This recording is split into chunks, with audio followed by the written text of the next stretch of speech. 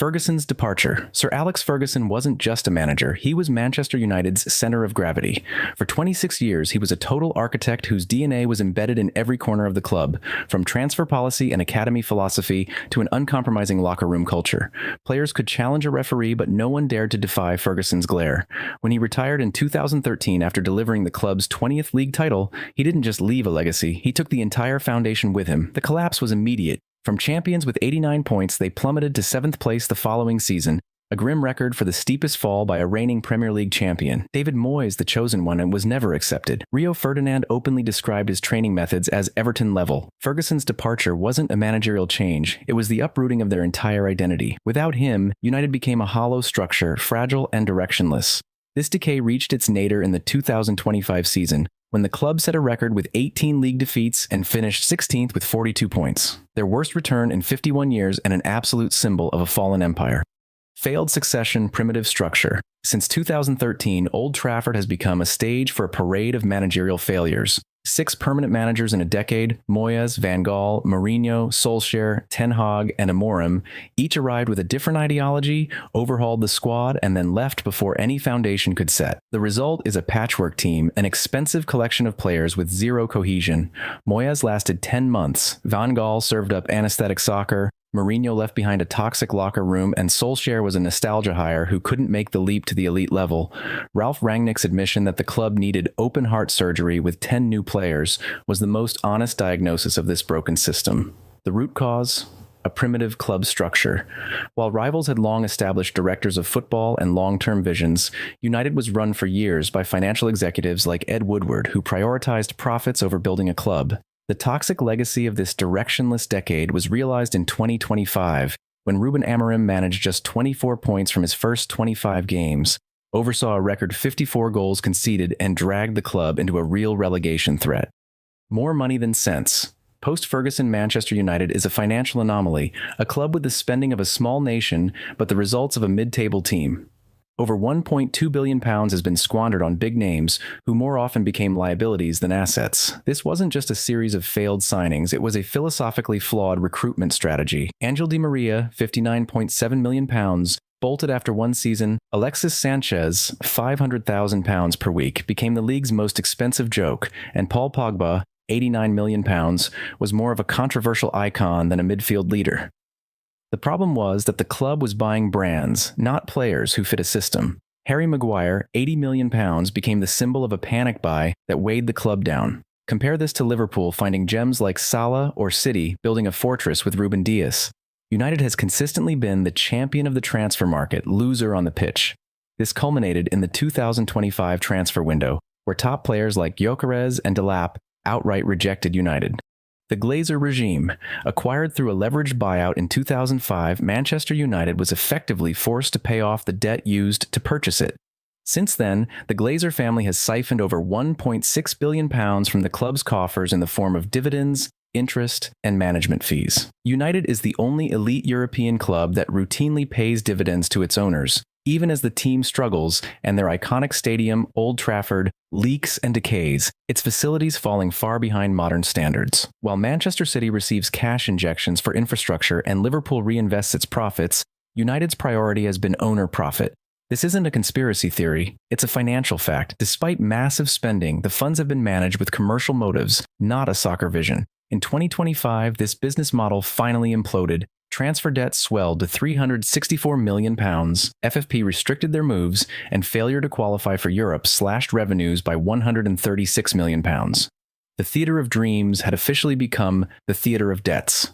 Erosion of culture. United's DNA in the Ferguson era was ironclad discipline and a collective mentality. Roy Keane wouldn't hesitate to chew out a lazy teammate. David Beckham was kicked out for believing he was bigger than the club. Those standards are now a distant memory. The post-Ferguson locker room became a haven for high-paid prima donnas. The public feuds between Mourinho and Pogba, Jadon Sancho's social media spat with Ten Hag, and the Mason Greenwood affair are all symptoms of a corroded culture. Respect for the crest on the chest has been replaced by an obsession with the name on the back. There once was the Class of '92, a loyal generation hungry for trophies. Now, cynics call it the class of Instagram, a squad more focused on building personal brands. This loss of a winning culture was statistically proven in 2025, when the team consistently underperformed their XG, expected goals, by 12.91, a figure that highlights mental fragility in front of goal and an inability to handle pressure.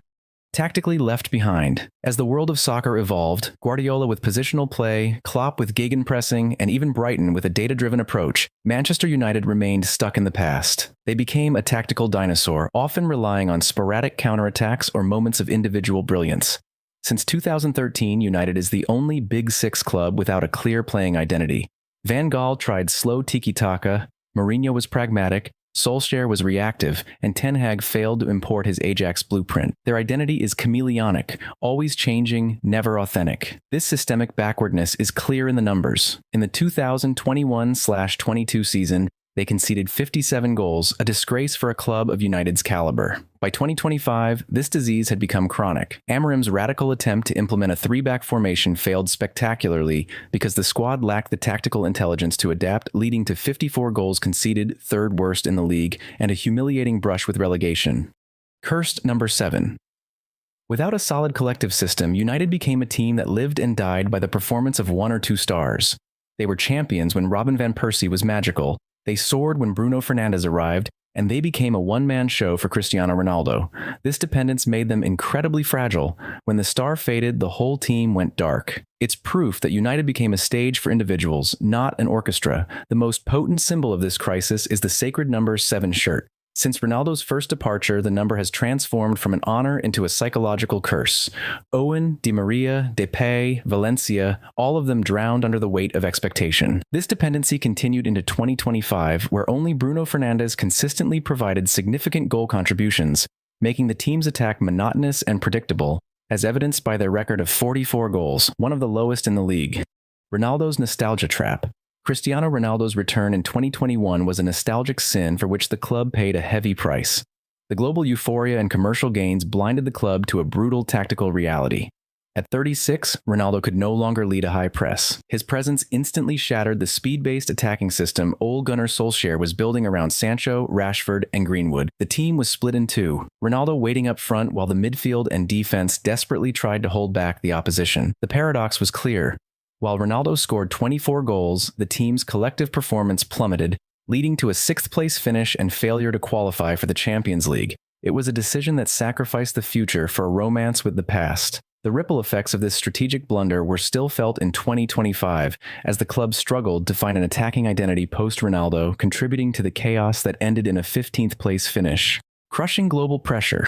Being the biggest club in the world is a double-edged sword. Every victory is celebrated, but every mistake is dissected without mercy by global media and millions of fans in the digital age. This pressure creates a toxic environment where players perform with a fear of failure. Harry Maguire became a global meme, Jadon Sancho battled his manager in public, and David De Gea was let go without a proper tribute.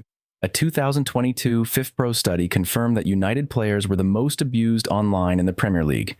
The fan base, which should be a fortress, has instead become a psychological burden. The players, aware that one mistake could become a worldwide trending topic, play defensively and without confidence. This mental toll was measurable on the pitch in the 2025 season, where United lost 10 points from winning positions. Statistical proof of a fragile mentality unable to withstand pressure from both opponents and global expectations. A leadership vacuum. United's golden era was defined by on-pitch generals, Robson, Cantona, Keane, Vidic. They were the manager's extension on the field, ensuring standards never dropped. Today, the captain's armband at Old Trafford feels like a symbolic burden. Since a fading Wayne Rooney, there hasn't been a truly respected figurehead. Maguire was weighed down by his own form, while Bruno Fernandes more often showed frustration than inspiration. This absence of leadership is most felt in crucial moments. The never-say-die mentality that produced hundreds of last-minute goals, famously known as Fergie time, has vanished.